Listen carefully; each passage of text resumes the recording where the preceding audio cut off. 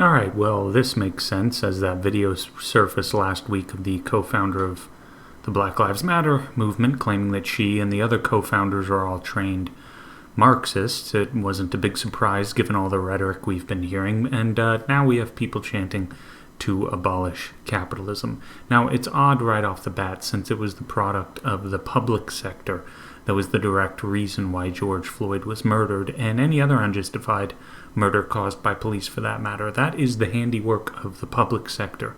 Public unions making it nearly impossible to fire bad cops, or governments giving free passes and unfair privileges to the police. Now, this is obviously antithetical to any system that is not forcefully collectivized, which capitalism is not forcefully collectivized.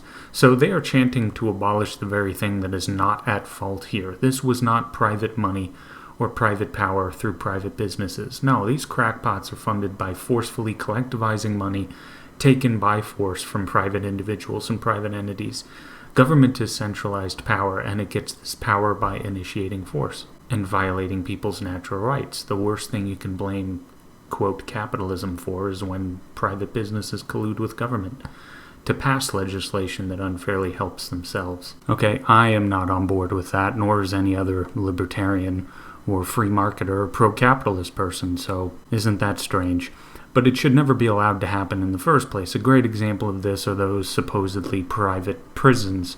A private prison would be a defanged creature if it wasn't for their constant lobbying of government to keep terrible laws on the books, to keep that feeder program of inmates in place. Again, the root cause of this problem is not private interest. The root cause is public power. You forcefully collectivize public power, and it's no wonder businesses and institutions are drawn to it like a moth to candlelight. They know the absolute best way to get an unfair advantage is by getting into bed with government. So another thing being called for by these protesters are reparations, which I'm completely in favor of, but not in the same way. How about ending one of the biggest thieving programs that exists in the U.S. today, that being civil asset forfeiture? End that horrible program and end this siphoning off of wealth, mostly from lower socioeconomic communities. Yes, repatriate that wealth into the hands of who it was stolen from.